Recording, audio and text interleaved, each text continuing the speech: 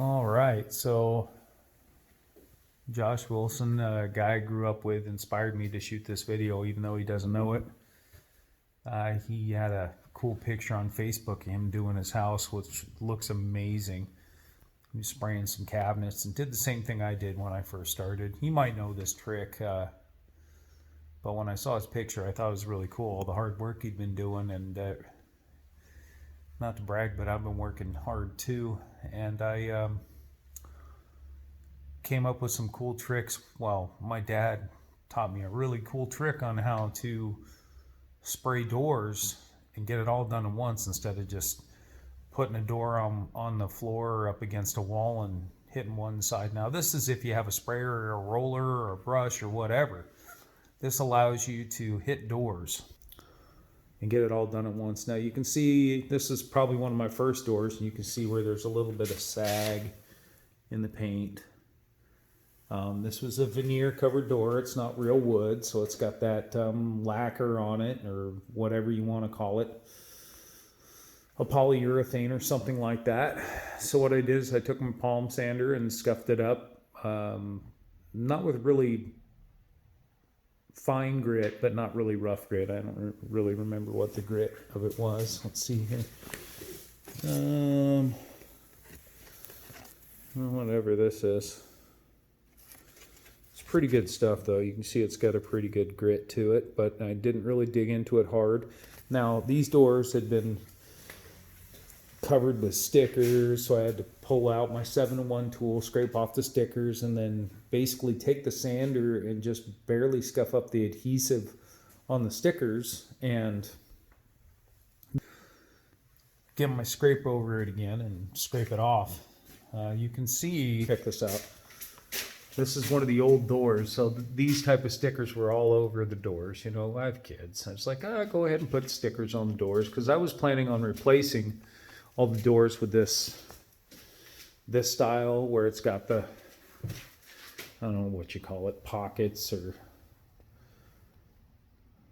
I can tell you these doors are way easier to paint because they don't have that shiny finish on it as well.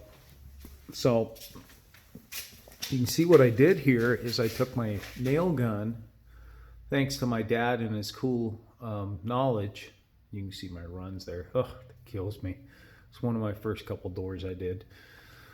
And I took some old piece of trim here and just pop with my nail gun, pop with my finish nailer. And then at the bottom, I just threw a 2x4 down there, a 1x4, whatever I could find. Now, I'll show you what my last few doors look like, and there's no runs anywhere. Hit it perfectly, really got in the groove with the sprayer.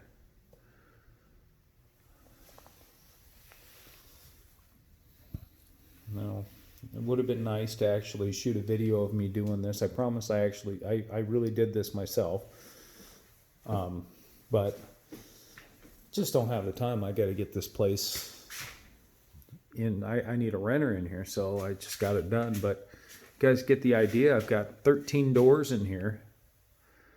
So tomorrow I'm going to finish painting the jambs, and my dad's going to come over and mount these doors to the original jambs. Now, I kept the jambs. Now, why I kept the jambs, see, there's only one door I'm not painting, the garage door. I'm like, screw that. It's a rental. You see what I did, though, is I kept the original jambs, and then I took a sander and kind of scuffed it up a little bit. So I'm going to paint these with my white semi-gloss, the ultra white. Now, normally I would paint the trim before I put it on, but just wanted to get it up. So, but all my baseboard for the most part is painted. I'm going to go over this stuff again. You see where I tape, just so I can just go fast and lay it on heavy. Got to paint the wainscoting, chair rail, you know, all that stuff. I sprayed my walls. Now, guys, this is the first time I've sprayed indoors before. And this is over 20 feet high up here in the entryway. If I just give you a clue, this is way up here. And I had the windows plasticed off and taped, and see my custom little trim cut. I really want to paint this. I don't know what you call this, a kick plate or something, but I'm just going to leave it for now. I really want to paint this. Just going to leave it for now. I got to have this finished. Let's see, it's Wednesday. I've got to have this thing finished by Sunday afternoon or I'm in trouble. So I sprayed now. Just to make excuses, my sprayer, I bought a 3-foot extension to it and the grommet fell out somehow and it just started oozing out the side of this nozzle. So I took the 3-foot extension off and just had my regular sprayer. And so it got pretty tough to get all this stuff. So I was way up on my ladder with this shield and extension in one hand and my sprayer in the other. It's pretty dangerous, pretty dumb. Definitely would do scaffolding next time instead of a ladder. I still got a little bit of painting up here to do because I was going to do wainscoting. So you can see the piece of wainscoting I took off all the nail holes. But due to the time crunch, wainscoting is going to take too much time. So I'm going to finish spraying down below the mark that I made for my wainscoting. So I sprayed all this stuff up here. I should have just sprayed the whole darn wall. Now you can see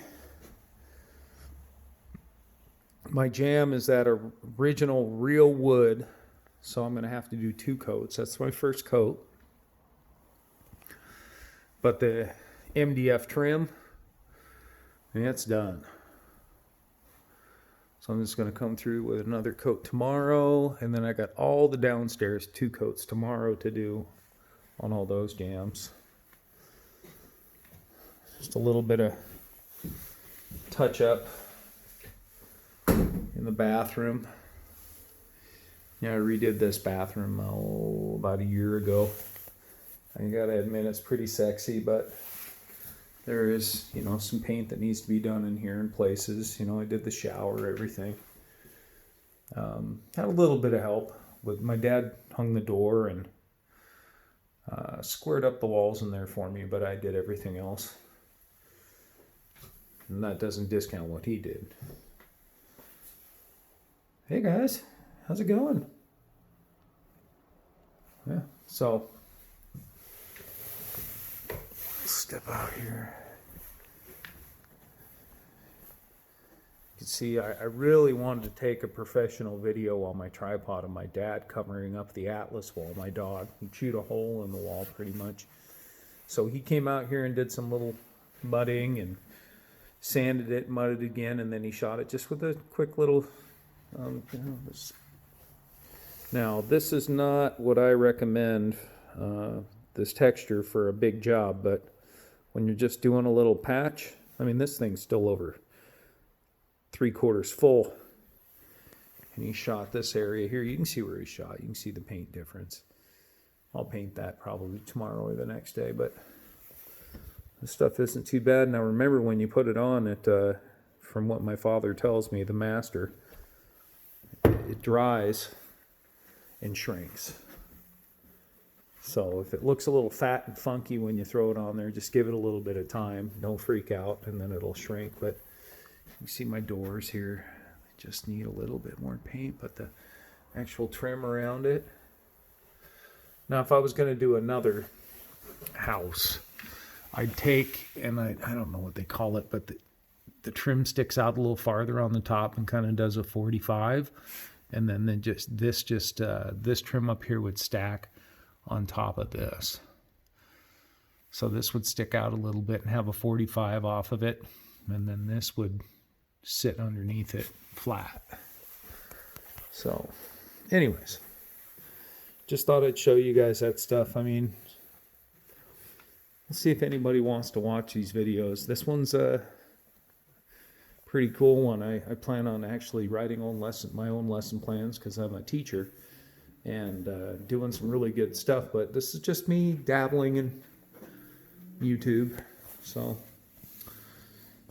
guys, let me know what you think, and let me know, or ask me some questions on how to do stuff. It might give me some inspiration on doing some new stuff. And thanks, Dad, for all your help, and thanks to my wife for being patient. And until next time.